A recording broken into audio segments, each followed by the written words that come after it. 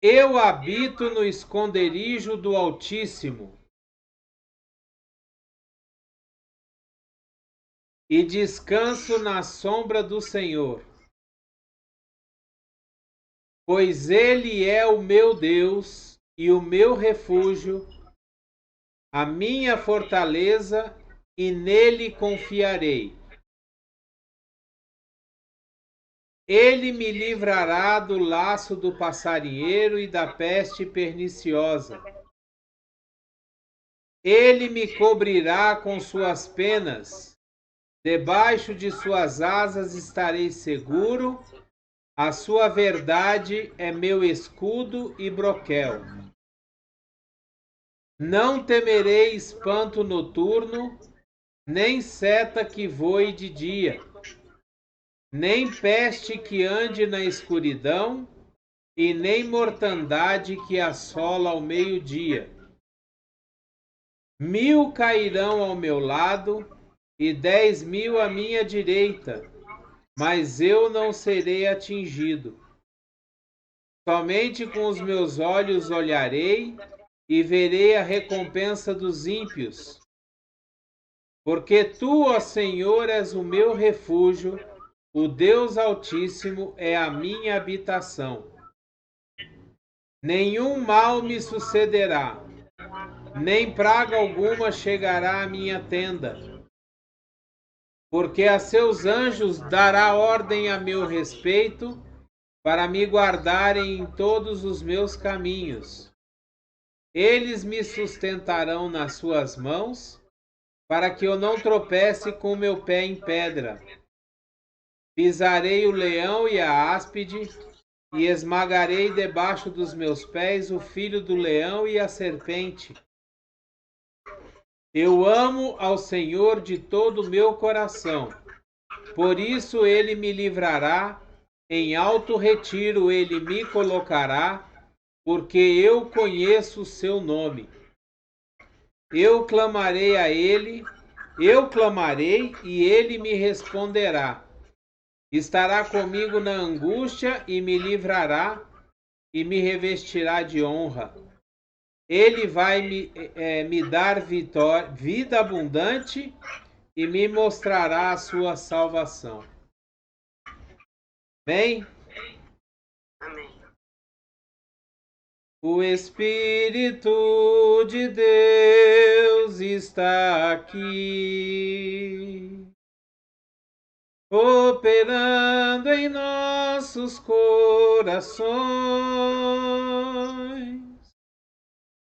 trazendo sua vida e poder, ministrando sua graça e amor. Os feridos de alma são curados, os cativos e oprimidos livres são. Os enfermos e doentes são sarados, porque o Espírito de Deus está aqui. Pai, eu quero te adorar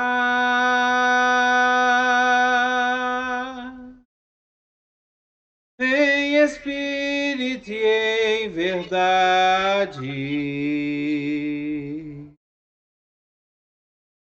Pai, eu quero contemplar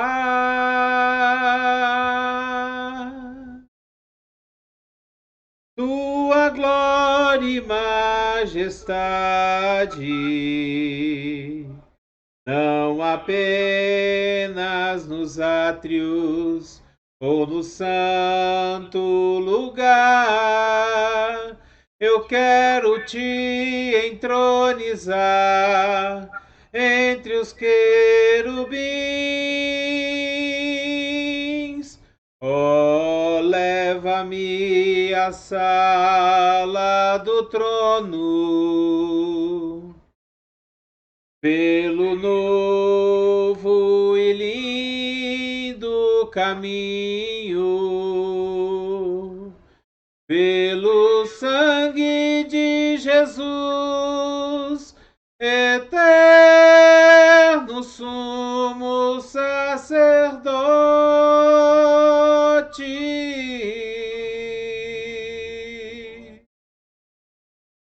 Oh, leva-me à sala do trono pra te adorar, Senhor. Oh, leva-me à sala do trono pra te adorar, Senhor.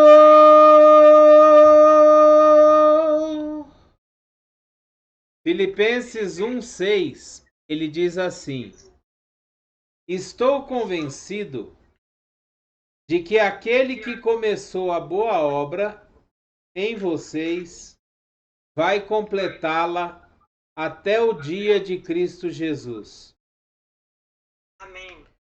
Em outra versão, ela fala assim: tendo por certo isso mesmo, que aquele que em vós começou a boa obra, a aperfeiçoará até o dia de Cristo Jesus. O apóstolo Paulo ele está dizendo aqui que quando nós entregamos a nossa vida para Jesus, Deus começa a fazer na nossa vida uma obra. A palavra de Deus ela diz que quando a gente vem para Jesus, a gente vem como a gente está. Do jeito que a gente está, a gente vem. Mas isso não quer dizer que a gente tem que continuar da mesma forma. Quando a gente se converte, Deus começa a fazer em nós uma obra para que a gente fique cada vez mais semelhante a Jesus. Para que a gente fique cada vez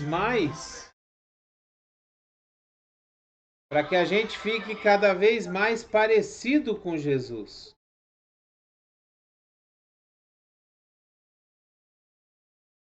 E aqui ele está dizendo que ele está convencido de que Deus vai terminar essa obra na nossa vida até chegar o dia que Jesus vai voltar.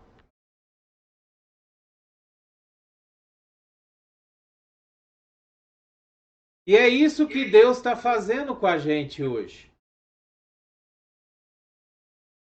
Quando nós andamos, nós estamos num processo aonde a gente está caminhando para a volta de Jesus.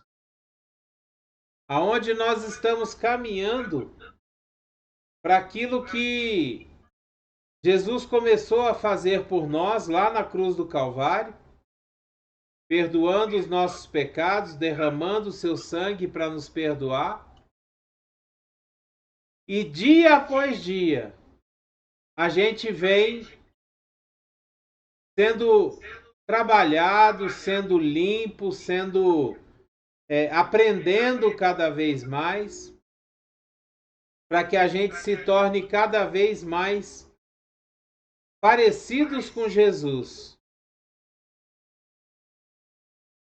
E a gente precisa ter a nossa fé na certeza de que Deus vai completar essa obra. Sabe, muitas vezes a gente é levado a desistir daquilo que Deus faz por nós. A gente é levado a desistir de confiar em Deus. A gente é levado a desistir e pensar, não, Deus não olha para mim, Deus me esqueceu. As lutas estão muito difíceis, Deus não olha para mim. E a gente tem que ter a certeza de que Deus está trabalhando na nossa vida. As lutas que a gente passa é o processo que nós temos que passar para poder nos aprimorar cada vez mais. Como a gente tem Jesus como nosso exemplo, quando a gente olha para Jesus, a gente vê que logo depois que Jesus foi batizado, ele é levado para o deserto pelo Espírito Santo para passar por provas. Ali ele fica em jejum durante 40 dias e depois ele é tentado pelo diabo. Ou seja, Jesus também não teve vida fácil quando ele esteve aqui na terra. Ele também teve seus problemas, ele também teve as suas tentações, ele também teve as suas provas, ele também teve as suas lutas. Tentaram apedrejá-lo, tentaram brigar com ele várias vezes. Ele foi expulso da própria cidade onde ele nasceu. Então ele também teve dificuldades. O mais importante disso tudo é a gente entender que nós precisamos passar por essas dificuldades, aumentando a nossa fé, colocando a nossa confiança em Deus e permitindo que Deus trabalhe na nossa vida nesse processo. É um processo que vai nos levar à vida eterna. Só que tem uma coisa interessante que nós temos duas escolhas. Nós podemos passar por essa vida tendo a certeza de ser salvo e de viver a vida eterna com Deus, mas não comer o melhor dessa terra. Ou seja, muitas vezes a gente não se posiciona para receber as bênçãos e as promessas de Deus na nossa vida. E nós temos a escolha de nos posicionar, buscar uma intimidade maior com Deus, para poder viver aqui na terra uma parte daquilo que a gente vai viver na eternidade com Deus. Agora, isso depende de nós, depende do nosso posicionamento, depende daquilo que a gente busca em Deus. Mas a grande certeza que nós temos é que aquele que começou a boa obra, ele vai terminar. Nós podemos passar pelo problema que for, que Deus vai terminar a obra que ele começou na nossa vida. Isso aí é uma certeza que a gente pode ter. Que Deus vai terminar a obra que ele começou na nossa vida. Eu queria ler um outro texto com vocês, que está no livro de Mateus, no capítulo 5, versículos 13 a 16. E esse texto ele diz assim: vocês são o sal da terra, mas se o sal perdeu o seu sabor, como restaurá-lo? Não servirá para nada, exceto para ser jogado fora e pisado pelos homens. Vocês são a luz do mundo. Não se pode esconder uma cidade construída sobre um monte. E também ninguém acende uma candeia e a coloca debaixo de uma vasilha. Ao contrário, coloca-a no lugar apropriado e assim ilumina todos os que estão na casa. Assim brilhe a luz de vocês diante dos homens, para que vejam as suas boas obras e glorifiquem ao Pai de vocês que está nos céus. Eu acho esse texto muito interessante, porque ele começa dizendo que nós somos sal. O sal é aquele que dá sabor. Se você come uma comida sem sal, ela fica sem graça, ela fica sem sabor, sem tempero, sem alguma coisa assim a mais. E a mesma coisa é a nossa vida espiritual. Nós somos o sal da terra. E aqui eu queria chamar a atenção para dois extremos. O primeiro é quando você não tem sabor. Se o sal perder o seu sabor, ele não serve para nada, a não ser para ser pisado. Mas o sal também, se você colocar sal demais, a comida fica pesada e faz mal. E muitas vezes, nós somos esse sal demais. Muitas vezes a nossa vontade de acertar, de fazer as coisas certas, ela faz com que a gente tenha uma atitude de ser muito ríspido, muito rígido naquilo que a gente fala, e a gente acaba salgando demais. E o texto aqui ele está dizendo para nós que nenhum dos dois extremos vale a pena, nem sem sabor e nem com sal demais. E nós devemos, como é que se diz? Nós devemos ser equilibrados naquilo que a gente faz, naquilo que a gente pensa, na forma como a gente é, no nosso dia a dia. Eu mudei muito a minha forma de tratar as coisas, de tratar as pessoas, porque eu vi que eu estava sendo rígido demais, eu estava sendo muito ferrenho nas coisas, como é que se diz? Muito intransigente nas coisas. E isso estava prejudicando. Isso não é bom nem para mim, nem para nós, e nem para aqueles que estão à nossa volta. Quando a gente é muito rígido, muito insensível até com o que os outros passam, a gente acaba sendo mais pedra de tropeço do que uma bênção na vida das pessoas. E nós somos chamados a ser bênção. Nós somos chamados a ser bênção. Aqui diz também que nós somos a luz do mundo. Vocês já perceberam que todos nós... É engraçado, outro dia eu estava meditando sobre isso. Todos nós chamamos a atenção por onde a gente passa. Seja o que a gente faça, né? A gente chama a atenção. É no nosso trabalho, com a forma que a gente trabalha, a forma correta de trabalhar,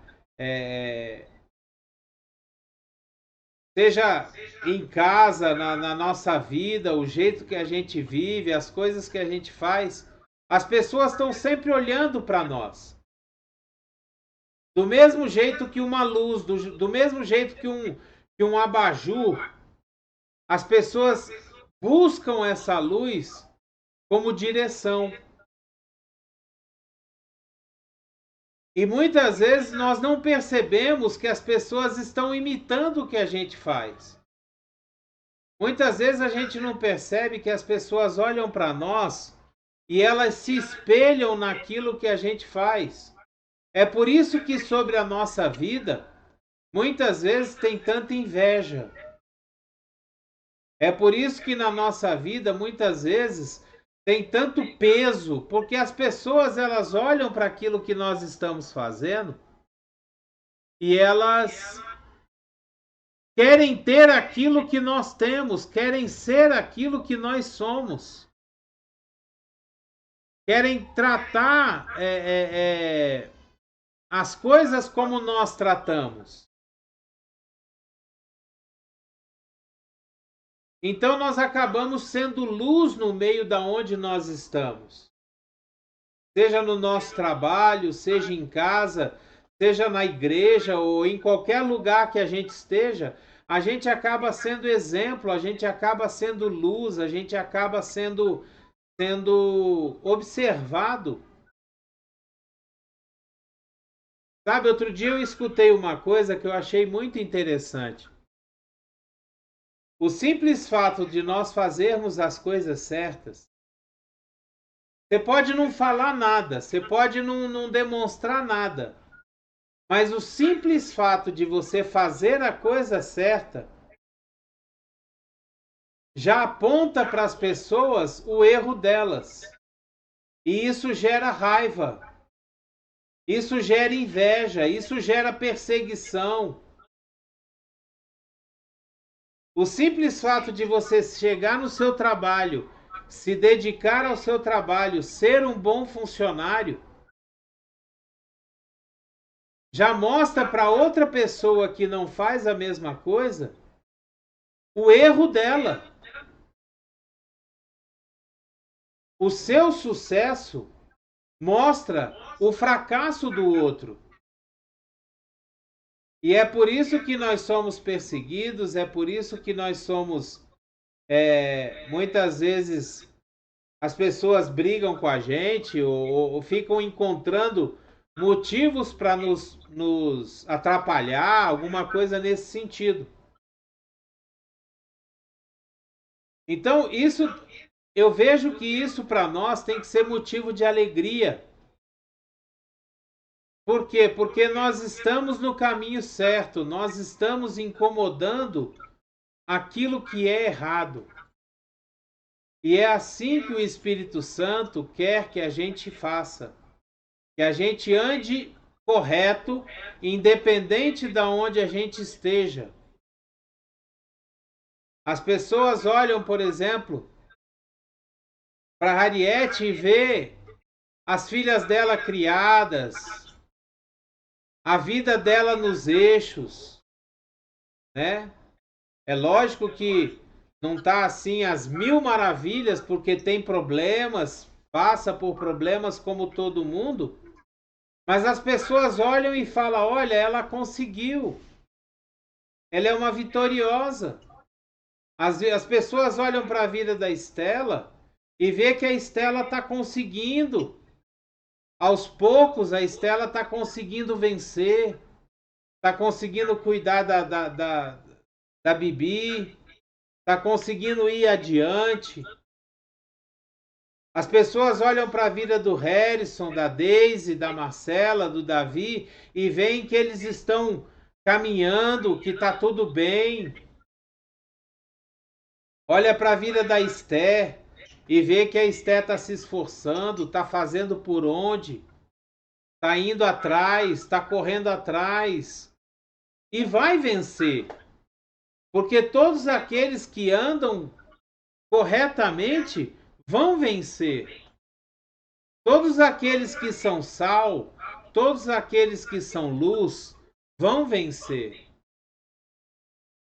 E eu queria muito deixar essa palavra na vida de vocês. Que vocês são sal, vocês são luz, vocês fazem a diferença, vocês são importantes para Deus. Não importa a luta que vocês estão passando no momento. Não importa aquilo que vocês estão passando agora. Vocês vão vencer. Nós vamos vencer. Sabe, nós precisamos manter a nossa fé forte. Nós precisamos confiar que Deus está no controle de todas as coisas.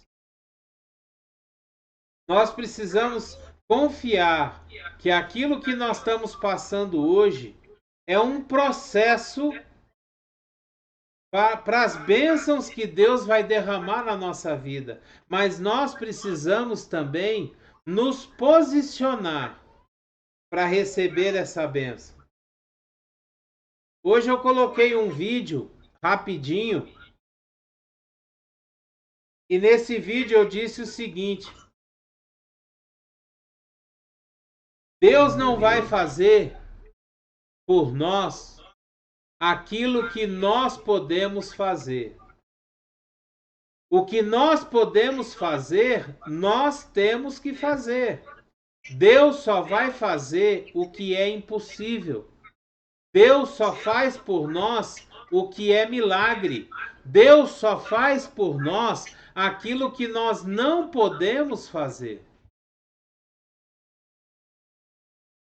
A palavra de Deus, ela diz que nós precisamos nos agradar de Deus e Ele vai satisfazer os desejos do nosso coração. Aquilo que é impossível para nós é o que Deus vai fazer por nós. Mas aquilo que é possível, a gente tem que se posicionar e fazer.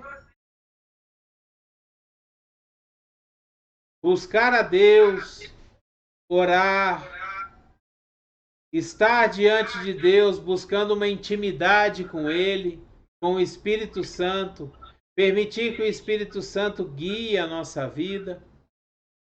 Isso nós podemos fazer e devemos fazer. E o impossível, o milagre, o sobrenatural, Deus vai fazer por nós. Amém? Amém. Glória a Deus. Glória. Pai, em nome de Jesus, que essa palavra, Senhor, venha trazer fé no nosso coração, Pai. Que essa palavra, Senhor, venha gerar fé, esperança, alegria, paz no nosso coração, Senhor. Que nós possamos, ó Pai, olhar para Ti e fortalecer a nossa fé, fortalecer a nossa confiança, que nós possamos Te buscar todos os dias, Senhor, que nós possamos ler a Tua palavra, que nós possamos meditar na Tua palavra pelo menos um tempinho, Senhor, que nós possamos dedicar esse tempo a Ti, Senhor, em oração, em leitura da palavra, para que a nossa fé se fortaleça, para que a nossa vida, Senhor, esteja pautada na confiança que temos em Ti, Pai. Em nome de Jesus. Em nome de Jesus. Te adoramos, Senhor, te exaltamos. Engrandecemos o Teu nome, Pai. Obrigado, meu Deus. Obrigado em nome de Jesus.